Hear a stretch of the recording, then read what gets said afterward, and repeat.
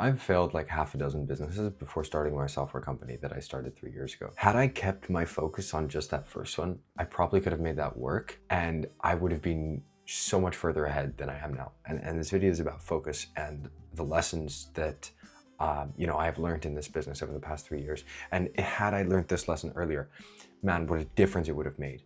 And in this video, I want to talk about like kind of the 3 most important steps to keep the focus on your business. First and foremost, focus means sacrificing other good ideas. The first kind of lesson was just focus literally means you must forego other alternatives, which may also be good. The opposite of a good idea can be another good idea. And so, there's a million opportunities and ways to go about getting what you want, but you have to choose one and you have to stick with one. There's not like the absolute best one or the absolute worst one. They're slightly better, they're slightly worse, but many of them are very good. But the thing is, you have to stick to one. And sometimes you will see another opportunity, which is also really good, but you can't jump on that because the switching cost is extraordinarily high. You have to stick to the one that you already started. And I learned that the hard way. I really wish I hadn't, but I kept switching and I kept looking over and, oh, this seems cool, this seems cool. And that switching cost lost me so much time. The second thing I would say is put your resources behind the main focus that you have so that you cannot get distracted.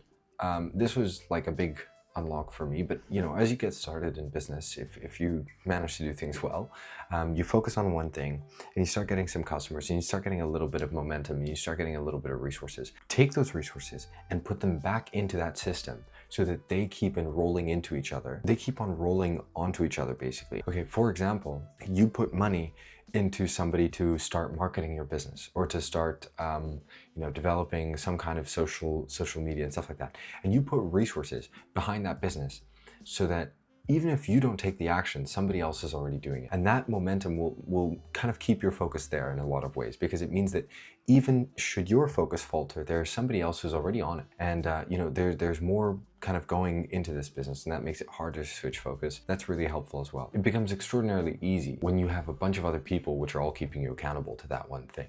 And so you just like build and center your mission around that one central focus, and it will become easier to stick to that focus. The third lesson of focus, I would say, is repetition. Like, you need to repeat the focus that you have. You need to constantly go back and look at your goal and figure out what are the steps that you need to take. And listen, I do this on a weekly basis. I look at my goal and I break down, okay, what are the largest constraints to reaching that goal? Oftentimes it's the same shit as last week. The restraint does not change. The steps that you have to take every single week don't change drastically.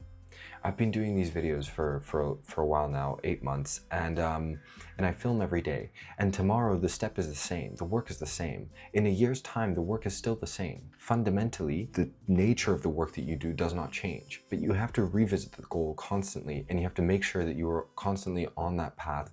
And that you're not veering in any different direction. And sometimes I have, I'm gonna try this idea, it's gonna be really cool, it's gonna be different and new and all this stuff. And then, now I recognize this is a really bad idea, but sometimes when I have those ideas and I'm still tempted to follow them, I will just go back to my goal, I'll write it down, and I'll say my idea, okay, this is the plan, and okay, doing this is going to cost me these other actions that I could be doing with that same time.